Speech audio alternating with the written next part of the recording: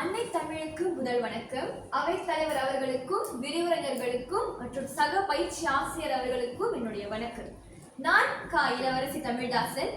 நான் 4ஆம் ஆண்டு மாணவர்களின் தமிழ் மொழி கற்றலில் இருவழி தொடர்பாடல் திறனின் பயன்பாடும் அத்திறனை அமல்படுத்த ஆசிரியர்கள் எதிர்கொள்ளும் சவால்களும் எனும் தலைப்பிலான ஒரு அளவாய்வை மேற்கொண்டேன். என்னுடைய ஆய்வு நெறியாளரின் பெயர் முனைவர் குணசேகரன் குப்புசாமி என்பதாகும். முன்னுரை: என்னுடைய ஆய்வு முழுக்க இருவழி தொடர்பாடல் அதை ஒட்டித்தான் அமைந்துள்ளது.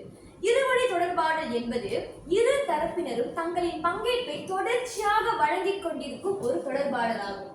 தகவலை அனுப்புதல், தகவலை பெறுதல், கருத்து தெரிவித்தல், கருத்தாடுதல் என இரு தரப்பினரும் இந்த தொடர்பாடலில் தொடர்ச்சியாக பங்கேற்றுக் கொண்டே இருப்பார்கள். தகவல் அனுப்புனருக்கு தான் அனுப்பிய தகவல் பெறுநரை எம்முறையில் சேர்ந்துள்ளது என்ற தெளிவை இந்த இருவழி தொடர்பாடல் திறன் அனுப்புனருக்கு தெளிவாக கொடுக்கும். இந்த ஆய்வில் இருவழி தொடர்பாடல் என்று பார்க்கும் பொழுது இரு வகையாக நான் பார்க்கிறேன். முதலில் ஆசிரியருக்கும் மாணவருக்கும் இடையிலான இருவழி தொடர்பாடல், மற்றொன்று ஒரு மாணவருக்கும் அவரின் நண்பரான மற்றொரு மாணவருக்கும் இடையிலான இருவழி தொடர்பாடல். ஆகவே இந்த ஆய்வில் இரு வகையான இருவழி தொடர்பாடலையும் நாம் உற்று நோக்க உள்ளோம், கவனிக்க உள்ளோம். ஏன் இருவழி தொடர்பாடலை நான் தேர்ந்தெடுத்தேன் என்றால், மலேசிய கல்வி அமைச்சின் சீரமைக்கப்பட்ட KSSR கலைத்திட்ட அமைப்பிற்கு தூணாக இருக்கும் 6 உத்திரங்களில் தொடர்பாடல் முதலிடம் வகிக்கிறது. அது மட்டுமல்லாது ஒவ்வொரு ஆண்டிறுதியிலும் மாணவர்கள் அடைய வேண்டிய கற்றல் நோக்கங்களில் செவிமடுத்தவற்றை கூறுதல், கேள்விகள் கேட்டல் என தொடர்பாடல் சார்ந்த நோக்கங்கள் அதிகம் காணப்படுகின்றன. ஆகவே இந்த மலேசிய கல்வித்துறையில் தொடர்பாடல் என்பது மிக ஒரு முக்கியமான பங்கு வகிக்கிறது என்பதை அறிந்து கொண்டு அதை தொடர்பான ஆய்வை நான் இன்று மேற்கொண்டுள்ளேன். ஆய்வின் பின்னணி என்று பார்க்கும் பொழுது, இந்த ஆய்விற்கு எல்லா ஆய்வுகளைப் போல 2 மாறிகள் உண்டு: தற்சார்பு மாறி, சார்பு மாறி. தற்சார்பு மாறி என்பது இவ்வாய்வுக்குட்பட்ட 4ஆம் ஆண்டு மாணவர்கள் ஆவர். சார்பு மாறியோ அம்மாணவர்களின் தமிழ் மொழி கற்றலில் இருவழி தொடர்பாடல் திறனின் பயன்பாடும் அத்திறனை அமல்படுத்த ஆசிரியர்கள் எதிர்கொள்ளும் சவால்களும் ஆகும்.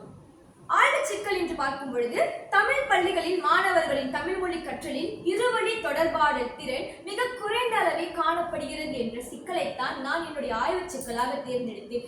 இந்த சிக்கலை நான் வெறுமனாக தேர்ந்தெடுக்கவில்லை. பல முந்தைய ஆய்வுகளை மேற்கோளாக கொண்டு, அதுவும் குறிப்பாக 2010ஆம் ஆண்டு மலேசியாவில் நூர் என்பவர் மேற்கொண்ட ஆய்வு, அதாவது தொடக்க பள்ளிகளில் வகுப்பறையில் மாணவர் உரையாடல் பகுப்பாய்வு என்ற தலைப்பை கொண்ட ஆய்வில் அவர் தொடக்கப்பள்ளி வகுப்பறைகளில் மாணவருக்கு இடையிலான தொடர்பாடு மிக குறைந்த அளவே காணப்படுகிறது என்ற ஒரு கூற்றை முன்வைத்திருந்தார்.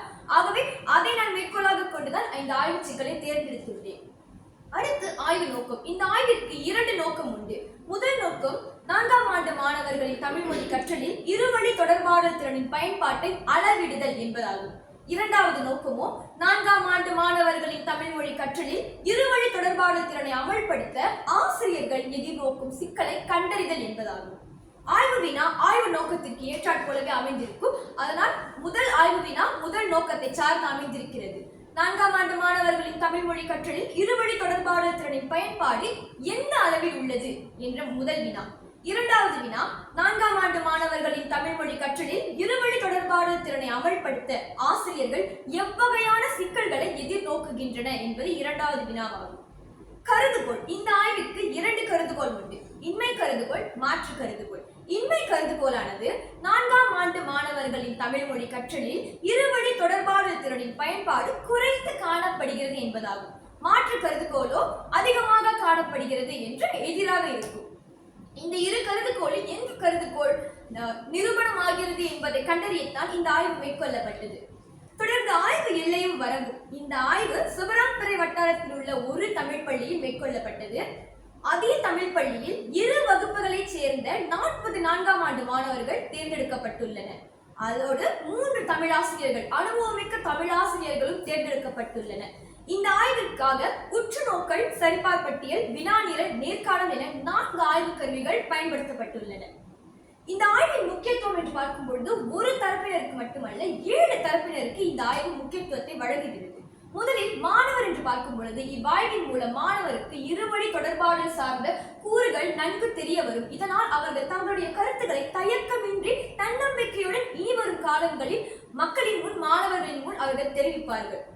பெற்றோர் என்று பார்க்கும் பொழுது இவ்வாய்வின் மூலம் பெற்றோர்களுக்கு இருவழி தொடர்பாடல் சார்ந்த மிக அளப்பரிய தகவல்கள் அவர்களுக்கு வந்து சேரும். இதனால் தங்கள் பிள்ளைகளின் தொடர்பாடல் திறனை ஊக்குவிப்பதற்காக சரியான வழிகாட்டுதல்களை பெற்றோர்கள் வழங்குவார்கள். ஆசிரியர் என்று பார்க்கும் பொழுது இவ்வாய்வின் மூலம் இருவழி தொடர்பாடலை வகுப்பில் அமலாக்கம் செய்வதின் அவசியத்தை முக்கியத்துவத்தை உணர்ந்து கொண்டு இனி வரும் காலங்களில் தங்கள் வகுப்பறைகளில் தன்னுடைய கற்றல் உத்திகளை மாற்றி அமைப்பார்கள் ஆசிரியர்கள். பள்ளி என்று பார்க்கும் பொழுது இவ்வாய்வின் மூலம் மாணவர்களுக்கும் ஆசிரியருக்கும் இருவழி தொடர்பாடல் பற்றிய ஒரு புரிந்துணர்வு வந்துவிடும். அதனால் மாணவர்களின் கல்வி அடைவு நிலை அதிகரிக்கும். ஆகவே பள்ளிக்கு பார்க்கும் பொழுது பள்ளியின் கல்வி அடைவு நிலையும் இந்த ஆய்வின் மூலம் அதிகரிக்க பெருமளவு வாய்ப்புகள் உள்ளன. மாவட்ட கல்வி இலாகா இந்த ஆய்வின் மூலம் இருவழி தொடர்பாடல் திறனை மேம்படுத்தும் வகையில் பல புதிய வழிகாட்டுதல்கள் உருவாக்கப்பட வாய்ப்புகள் அமைந்துள்ளது. எதிர்கால ஆய்வாளர்கள் என்று பார்க்கும் பொழுது இவ்வாய்வின் மூலம் பெறப்படும் தரவுகள் எதிர்கால ஆய்வாளர்களுக்கு மிக அடித்தளமாக அமையும் என்பது திண்ணம்.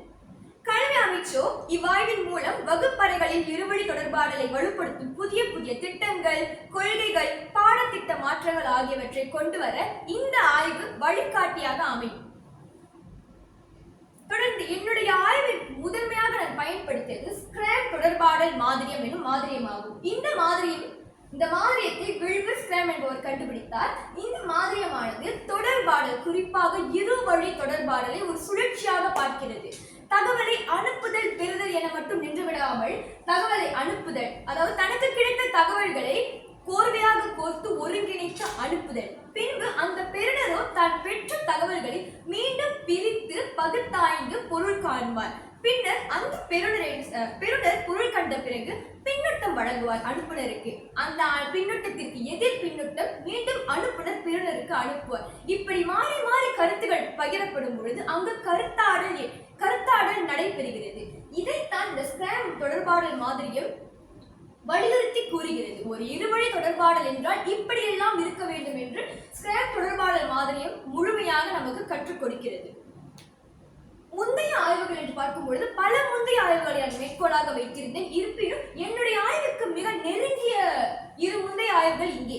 முதலில் கற்றல் கற்பித்தலில் இருவழி தொடர்பாடலின் முக்கியத்துவம் எனும் ஆய்வு இருவழி தொடர்பாடல் பாடத்தை சார்ந்த மாணவர்களின் புரிதலை வளர்க்கிறது. எனவே ஒவ்வொரு ஆசிரியரும் கற்றல் கற்பித்தலின் போது தொடர்பாடலை பல்வகைப்படுத்த வேண்டும் என்ற முடிவை கொடுக்கிறது. அடுத்த ஆய்வு அதே போல்தான். ஏஜெல் SME எனும் கணினி மாதிரி வகுப்பறையில் நிகழும் இருவழி தொடர்பாடலை போலவே ஒரு கற்றல் சூழலை உருவாக்குகிறது. இதனால் கற்றலின் மாணவர்களின் ஈடுபாடு அதிகரிக்க செய்கிறது. இந்த இரு ஆய்வுகளுமே இருவழி தொடர்பாடல் என்பது மாணவர்களின் கற்றலின் முன்னேற்றத்தை காட்டுகிறது என்பதைத்தான் குறிப்பிடுகிறது. ஆய்வு இடைவெளி என்று பார்க்கும் பொழுது தமிழ் மொழி கற்றலில் இருவழி தொடர்பாடல் திறனின் பயன்பாட்டை பற்றிய ஆய்வுகள் இல்லை. குறிப்பாக 4ஆம் ஆண்டு மாணவர்களை உட்படுத்திய இருவழி தொடர்பாடல் திறன் சார்ந்த ஆய்வுகள் இல்லவே இல்லை. இந்த தொடர்பாடல் பற்றிய ஆய்வுகள் இருவழி தொடர்பாடல் என்று பார்க்கும் பொழுது பெரும்பாலும் ஆங்கில மொழியிலும் ஆங்கில பாடங்கள் ஐரோப்பிய நாடுகளில் உள்ள ஆய்வுகளாகத்தான் இருக்கின்றன. தமிழ் மொழி சார்ந்த ஆய்வுகள் இல்லை. ஆய்வு முறைமை என்று பார்க்கும் பொழுது இந்த ஆய்வு கலப்பு முறை ஆய்வு. ஏனெனில் இதில் அளவுசார் முறையும் பயன்படுத்தப்பட்டுள்ளது, பண்புசார் முறையும் பயன்படுத்தப்பட்டுள்ளது. அளவுசார் முறை பெரும்பாலும் கருதுகோளை மதிப்பீடு செய்வதற்கும் மாதிரியங்களை ஆராய்வதற்கும் பயன்படுத்தப்படும். என்னுடைய முதல் நோக்கத்திற்காக நான் அளவுசார் முறையை பயன்படுத்துகிறேன். பண்புசார் முறை என்பது புதிய கருதுகோளை உருவாக்கவோ அமைக்கவோ பயன்படுத்தப்படும். என்னுடைய ஆய்வின் 2ஆம் நோக்கத்திற்காக நான் பண்புசார் முறையை பயன்படுத்துகிறேன். சற்று முன் கூறியது போல இரு மாறிகள் உள்ளன, தற்சார்பு மாறி, சார்பு மாறி. இதுதான் ஆய்வு வடிவமைப்பு. ஆய்வு கருவிகள் என்று பார்க்கும் பொழுது மொத்தம் 4 கருவிகள். உற்றுநோக்கல் 3 முறை நடத்தப்படும். ஒவ்வொரு முறை உற்றுநோக்கல் செய்த பிறகும் உற்றுநோக்கல் பாரம் நிறைவு செய்யப்படும். அடுத்து சரிபார் பட்டியல். 3 முறை உற்றுநோக்கல் செய்த பிறகு கிடைக்கப்பெறும் மொத்த தரவுகளை ஒன்றிணைத்து சரிபார் பட்டியல், ஒரு சரிபார் பட்டியல் நிறைவு செய்யப்படும். வினாநிரல் 10 கேள்விகள் கொண்ட வினாநிரல் மாணவர்களால் நிறைவு செய்யப்படும். நேர்காணல் 5 கேள்விகள் கொண்ட நேர்காணல் ஆசிரியர்களிடம் ஏற்படுத்தப்பட்டது நேர்காணல். தொடர்ந்து மாதிரி கூறு தெரிவு என்று பார்க்கும் பொழுது 2 வகுப்புகளை சேர்ந்த 44ஆம் ஆண்டு மாணவர்களை நான் தேர்ந்தெடுத்திருக்கிறேன் மாதிரி கூறாக. தொடர்ந்து 10 ஆண்டுகளுக்கு மேல் தமிழ் மொழி கற்பிக்கும் அனுபவம் கொண்ட தமிழ் பள்ளி ஆசிரியர்களை நான் நேர்காணல் செய்வதற்காக மாதிரி கூறுகளாக தேர்ந்தெடுத்துள்ளேன்.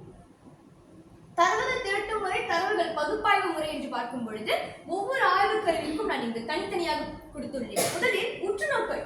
உற்றுநோக்கல் 3 முறை மேற்கொள்ளப்படும். ஒரு முறை இருமுறை நான் ஏன் உற்றுநோக்கல் மேற்கொள்ளவில்லை என்றால், முதல் முறை செய்யும் பொழுது அன்றைய சூழலை பொறுத்துதான் மாணவர்களின் செயல்பாடு அமையும். இரண்டாம் முறை செய்யும் பொழுது முதல் முறையும் இரண்டாம் முறையும் வெவ்வேறான முடிவுகள் கிடைக்கப்பெற்றால் நமக்கு ஒரு சரியான முடிவை எடுக்க முடியாது. ஆகவே 3 முறை நாம் உற்றுநோக்கல் செய்யும் பொழுது நமக்கு ஒரு சராசரி கிடைக்கும். மாணவருடைய மனநிலை, மாணவருடைய பங்கேற்பை நாம் ஓரளவு புரிந்து கொண்டு ஒரு துல்லியமான முடிவை கொடுக்க முடியும் என்பதால் தான் 3 முறை உற்றுநோக்கல் மேற்கொள்ளப்பட்டது. பின்பு ஒவ்வொரு முறையும் உற்றுநோக்கல் பாரம் நிறைவு செய்யப்பட்டது. அந்த உற்றுநோக்கல் பாரத்தில் 10 கூறுகள் இருக்கும். இருவழி தொடர்பாடலை சார்ந்த 10 கூறுகள், அதுவும் ஸ்கிராம் தொடர்பாடல் மாதிரியத்தை அடிப்படையாக கொண்டு எடுக்கப்பட்ட 10 கூறுகள் இருக்கும். அந்த கிடைக்கப்பெற்ற தரவுகள் விழுக்காட்டு முறைக்கு மாற்றப்பட்டு பகுப்பாயப்படும். சரிபார் பட்டியல் என்று பார்க்கும் பொழுது உற்றுநோக்கல் பாரத்தில் இருந்த அதே 10 கூறுகள் தான் சரிபார் பட்டியலிலும் இருக்கும். ஏனெனில் உற்றுநோக்கல் பாரம் என்பது நம்மளுடைய ஒரு அளவிட முடியும். இந்த கூறு இந்த அளவில் உள்ளது அப்படி என்று அளவிட முடியும். ஆனால் சரிபார் பட்டியலை பார்க்கும் பொழுது இந்த 10 கூறுகளில் எத்தனை கூறு உண்டு, எத்தனை கூறு இல்லை என்பதை ஆராயத்தான் சரிபார் பட்டியல் பயன்படுத்தப்படும். ஆகவே உற்றுநோக்கல் பாரத்திலிருந்து கிடைக்கப்பட்ட தரவுகளை வைத்துதான் சரிபார் பட்டியல் நிறைவு செய்யப்பட்டது. பின் அதிலிருந்து கிடைக்கப்பட்ட தரவுகளும் விழுக்காட்டு முறைக்கு மாற்றப்பட்டு பகுப்பாயப்பட்டன. வினாநிரல். இந்த உற்றுநோக்கலும் சரிபார் பட்டியலும் ஆய்வாளராக நான் என்னுடைய பார்வையில் இருந்து அந்த வகுப்பை மதிப்பீடு செய்தேன். அங்குள்ள இருவழி தொடர்பாடலை மதிப்பீடு செய்தேன். ஆனால் வினாநிரலோ மாணவர்கள் அவர்களின் புரிதலை வைத்து அவர்களின் கண்ணோட்டத்தில் இருந்து இந்த இருவழி தொடர்பாடல் திறனை மதிப்பீடு செய்தார்கள். 10 கேள்விகள் கொண்டிருக்கும். மாணவரால் நிறைவு செய்யப்பட்டது. இந்த 10 கேள்விகளில் 5 கேள்வி மாணவருக்கும் இடையிலான தொடர்பாடலை சார்ந்தும், மீதமுள்ள 5 கேள்விகள் ஆசிரியருக்கும் மாணவருக்கும் இடையிலான தொடர்பாடலை சார்ந்தும் அமையப்பெற்றுள்ளது. இதிலிருந்து கிடைக்கப்பட்ட தரவுகளும் SPSS மென்பொருள் கொண்டு பகுப்பாயப்பட்டன. தொடர்ந்து இந்த 3 ஆய்வு கருவிகளுமே அளவுசார் முறை பயன்படுத்தப்பட்ட ஆய்வுகள். நேர்காணலும் பண்புசார் முறை பற்றி பயன்படுத்தப்பட்டவை. நேர்காணல் மொத்தம் 5 கேள்விகள் இருந்தன. அந்த நேர்காணல் கேட்பொழியாக பதிவு செய்யப்பட்டன. பின்னர் எழுத்து வடிவமாக்கப்பட்டன. எழுத்து வடிவமாக்கிய பிறகு தரவுகள் குறியீடு செய்யப்பட்டு முக்கியமான தரவுகள் மட்டும் அடையாளம் காணப்பட்டு பகுப்பாய்வு செய்யப்பட்டன. தொடர்ந்து கண்டடைவு. இது உற்றுநோக்கல், அதாவது 3 முறை உற்றுநோக்கல் பாரத்தை கொண்டு கிடைத்த தரவுகளை சராசரியாக மாற்றி அமைத்து பின்னர் ஒரு பட்டை குறிவரைவை இங்கு நான் காட்டியிருக்கிறேன். இதை நீங்கள் பார்க்கலாம். 2 கூறுகள் 100 விழுக்காடை கொண்டிருக்கின்றன. இந்த 10 கூறுகளும் இந்த 10 கூறுகளும் ஒரே கூறுகள் தான். சற்று முன் நான் கூறியது போல கூறு 1 கூறு 10 100 விழுக்காடை கொண்டிருக்கின்றன. கூறு 2 கூறு 6 91.7 விழுக்காடை கொண்டிருக்கின்றன. ஒரு கூறு 83.3 விழுக்காடு கொண்டிருக்கிறது. 2 கூறு 66.7 விழுக்காட்டை கொண்டிருக்கின்றன. ஒரு கூறு 50 விழுக்காடு, ஒரு கூறு 41.7 விழுக்காடு, இன்னும் ஒரு கூறு 7 மட்டும் சுழியம் விழுக்காடை கொண்டிருக்கின்றன. இதுதான் உற்றுநோக்கல் பாரத்தின் வழி கிடைக்கப்பட்ட தரவுகள். இந்த உற்றுநோக்கல் பாரத்தில் குறிப்பிடப்பட்டுள்ள 10 கூறுகளை தவிர்த்து நான் உற்றுநோக்கிய சில தகவல்களையும் நான் ஆய்வறிக்கையில் குறிப்பிட்டுள்ளேன். அது என்னவென்றால், ஒருவர் பேசும்போது அதே குழுவில் இருக்கும் மற்ற மாணவர்கள் கவனம் செலுத்துவதில்லை. சில மாணவர்கள். பின்னர் ஆசிரியர் ஒரு மாணவரை கேள்வி கேட்கும் பொழுது மற்ற மாணவர்கள் அம்மாணவருக்கு உதவ தயாராக இருக்கின்றார்கள். 3வது, ஒவ்வொரு மாணவரும் சரியான பதிலை வழங்கும் போது மற்ற மாணவர்களிடமிருந்து கைத்தட்டு வழங்கப்படுகிறது. இது ஆசிரியரின் உந்துதலால் இந்த செயல்பாடு அங்கு நிகழ்கிறது. தொடர்ந்து பேச தயங்கும் மாணவர்களுக்கு ஆசிரியரால் தூண்டுதலும் வாய்ப்புகளும் வழங்கப்படுகின்றன. குழு நடவடிக்கையின் போது பெரும்பாலான மாணவர்களின் கவனம் சிதறத் தொடங்குகிறது. குழு நடவடிக்கையில் பயிலும் மாணவர்களின் பங்கு மிக குறைந்த அளவே காணப்படுகிறது. இதுதான் இந்த 10 கூறுகளை தவிர்த்து நான் மேற்கொண்ட உற்றுநோக்கல் முடிவுகளாகும். சரி, இந்த தரவுகளை வைத்து சரிபார் பட்டியல் நிறைவு செய்யப்பட்டது. அப்படி பார்க்கும் பொழுது இந்த 10 கூறுகளில் 9 கூறுகள் மாணவர்களிடையே அமலாக்கத்தில் உள்ளன. குறைந்த அளவோ அதிகமான அளவோ ஆனால் அமலாக்கத்தில் உள்ளன. ஒரு கூறு மட்டுமே இல்லை. அது என்னவென்றால் ஊக்குவிக்கும் வார்த்தை பயன்பாடு. இங்கு மாணவர்கள் கைத்தட்டு வழங்குகிறார்கள் ஆசிரியரின் உந்துதலில். ஆனால் தொடர்பாடல் என்று பார்க்கும் பொழுது வாய்மொழியாக வரும் வார்த்தைகள் தான் தொடர்பாடலாக கருதப்படுகிறது. ஆகவே மாணவர்களிடத்தில் இந்த 10 வயது மாணவர்களிடத்தில் ஊக்குவிக்கும் வார்த்தை பயன்பாடு மிக குறைந்த அளவே காணப்படுகிறது என்று இந்த சரிபார் பட்டியலின் மூலம் நான் தெரிந்து கொண்டேன். அடுத்து வினாநிரலும் 40 மாணவர்கள் 10 கேள்விகளை நிறைவு செய்தார்கள். அது ஒட்டுமொத்த சராசரி குறிவரை பட்டை குறிவரையிலிருந்து இதிலிருந்து நமக்கு தெரிவது என்னவென்றால், அதிகமான மாணவர்கள் ஆமோதித்த ஒரு கருத்து என்றால் வகுப்பில் என் கருத்துக்களை ஆசிரியர் மனப்பூர்வமாக கவனிக்கிறார் என்ற கருத்தாகும். மிக குறைந்த அளவு மாணவர்கள் ஆமோதித்தது எதுவென்றால், வகுப்பில் நண்பர்கள் சொல்வதை கேட்டு நான் புதிய எண்ணங்களை உருவாக்குகிறேன் என்ற கருத்தாகும். இதிலிருந்து தெரிவது என்னவென்றால், வகுப்பில் இருவழி தொடர்பாடலை அமல்படுத்துவதற்கு ஆசிரியரின் பங்கு மிகச் சிறப்பாக இருக்கிறது என்பதை மாணவர்களே ஒற்றுக்கொள்கிறார்கள். ஆனால் மாணவர்களிடத்தில் தான் அந்த புரிதலோ அந்த அளவிற்கு அவர்கள் திறன்கள் இன்னும் வளராமல் இருக்கிறது என்று தெரிய வருகிறது. ஒருவர் சொல்வதை கேட்டு அதிலிருந்து ஒரு புதிய ஏடலை உருவாக்கும் அளவிற்கு 10 வயது மாணவர்களுக்கு உயர்நிலை சிந்தனை திறன் இல்லை என்று தெரிய வருகிறது. அடுத்து நேர்காணல் என்று பார்க்கும்போது இது 5 கேள்விகள், 5 கேள்விக்கான பதில்களும் இருக்கின்றன. முதல் கேள்வியானது, வகுப்பில் தொடர்பாடலை ஊக்குவிக்கும் பொழுது என்னென்ன சிக்கல்கள் ஏற்படும் என்று கேட்டதற்கு நேர பற்றாக்குறை, வகுப்பு ஒழுங்கின்மை, மாணவர்களின் பங்கேற்பு சமநிலையின்மை ஆகியவைதான் சிக்கலாக இருக்கின்றன என்று பதில் வந்தது. இரண்டாவது கேள்வியும், பேச தயங்கும் மாணவர்களை பேச வைக்கும் போது என்னென்ன சிக்கல் ஏற்படும் என்று கேட்கும் பொழுது அந்த மாணவர்களுக்கு தைரிய குறைவு இருக்கிறது, மற்ற மாணவர்கள் அந்த மாணவர்களின் பேசும் வாய்ப்பை பறித்துக் கொண்டு பேசுகிறார்கள் போன்ற சிக்கல்கள் பதிலாக கிடைக்கப்பெற்றது. மூன்றாவது கேள்வியும், கருத்து மறுப்பை கையாளும் முறை என்ன? ஏனென்றால் வகுப்பில் 10 வயது மாணவர்களிடத்தில் கருத்து மறுப்பு ஏற்படும் பொழுது மனதை புண்படுத்தும்படி பேசிவிடுவார்கள். அதை எப்படி கையாளுவது என்று கேட்கும் பொழுது மரியாதையான முறையில் பொறுமை பண்புடன் கூடிய உத்திகளை பயன்படுத்தினால் இம்மாதிரி சிக்கல்களை களைய முடியும் என்று பதில் வந்தது. அடுத்து, வகுப்பில் இருவழி தொடர்பாடலுக்கான சூழலை உருவாக்க ஒரு ஏடல் கூறுகள் என்று கூறும் பொழுது நேர்மறையான மொழி பயன்பாடு, நண்பருடைய ஆதரவு மற்றும் ஊக்குவிப்பு போன்றவை கொடுக்கலாம் என்று பதில் வந்தது. இறுதியாக அந்த ஏடலின் விடை பயன் என்ன என்று கேட்கும் பொழுது இந்த ஏடல்கள் எல்லாம் மாணவர்களின் தன்னம்பிக்கையை உயர்த்தி கற்றலில் தங்களின் பங்கேற்பையும் ஊக்குவிக்கிறது, அதிகரிக்கிறது என்று பதில் வந்தது. சரி, கலந்தாய்வு என்று பார்க்கும் பொழுது நான் என்னுடைய தரவுகள் அனைத்தையும் மலேசிய கல்வி அமைச்சின் ஒரு முக்கிய திட்டமான SKPMG2வின் செயல்பாட்டு விழுக்காட்டு வரம்பை வைத்து மலேசிய கல்வி அமைச்சு அங்கீகரிக்கப்பட்ட லிக்கட் அளவும் அதை வைத்துதான் நான் பகுப்பாய்வு செய்தேன் என்னுடைய தரவுகளை எல்லாம். அதிலிருந்து எனக்கு கிடைக்கப்பெற்ற ஒட்டுமொத்த கலந்தாய்வு என்னவென்றால், ஆய்வின் தரவுகளும் முடிவுகளும் 4ஆம் ஆண்டு மாணவர்கள் ஸ்கிராப் தொடர்பாடல் மாதிரியத்தின் அடிப்படையிலான இருவழி தொடர்பாடல் திறன்களை தங்களின் தமிழ் மொழி கற்றல் சிறப்பாகவே அமலாக்கம் செய்து வருகின்றன என்று காட்டுகிறது. ஆனாலும் ஒரு சில உயர்நிலை தொடர்பாடல் திறன்களை மாணவர்களால் முறையாக செயல்படுத்த முடியவில்லை. இதற்கு மாணவர்களின் வயதும் ஒரு காரணமாகிறது, பெற்றோர் ஆசிரியரின் பங்கும் இதற்கு காரணமாகிறது. வயது என்று பார்க்கும் பொழுது படிநிலை 1லிருந்து படிநிலை 2க்கு காலடி எடுத்து வைக்கிறார்கள். முதல் காலடிதான் இந்த 4ஆம் ஆண்டு.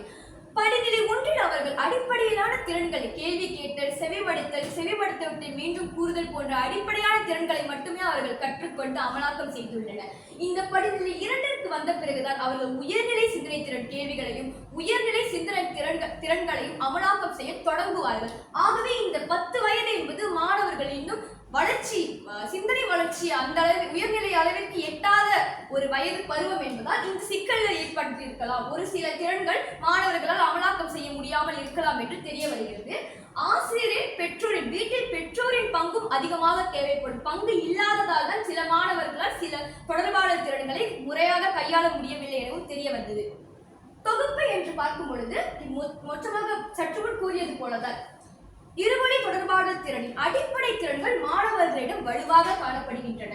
ஆனால் ஊக்குவிப்பு தருதல், கருத்துக்களை ஆதாரத்துடன் விளக்குதல் போன்ற உயர்நிலை சிந்தனையுடன் கூடிய தொடர்பாடல் திறன்கள் தான் சற்று மலிந்து காணப்படுகிறது.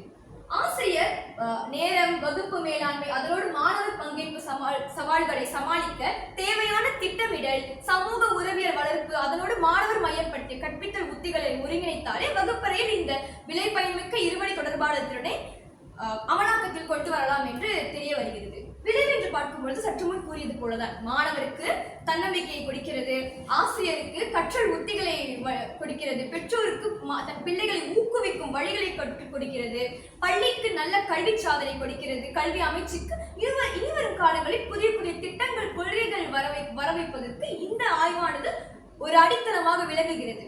பரிந்துரை என்று பார்க்கும் பொழுது ஆசிரியர்களுக்கான தொழில்முறை மேம்பாட்டு திட்டங்களில் இருவழி தொடர்பாடல் திறனை வளர்க்கும் சிறப்பு பயிற்சிகள் இனிவரும் காலங்களில் கண்டிப்பாக சேர்க்கப்பட வேண்டும்.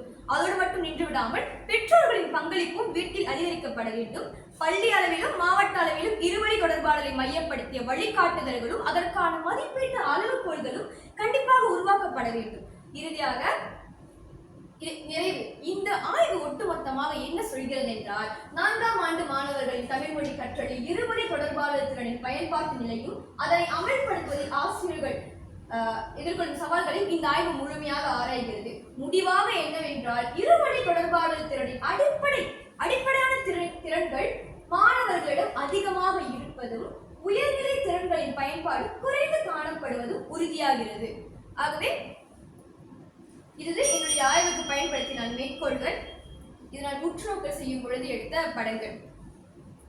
இத்துடன் என்னுடைய படைப்பை முடித்துக் கொள்கிறேன். நன்றி.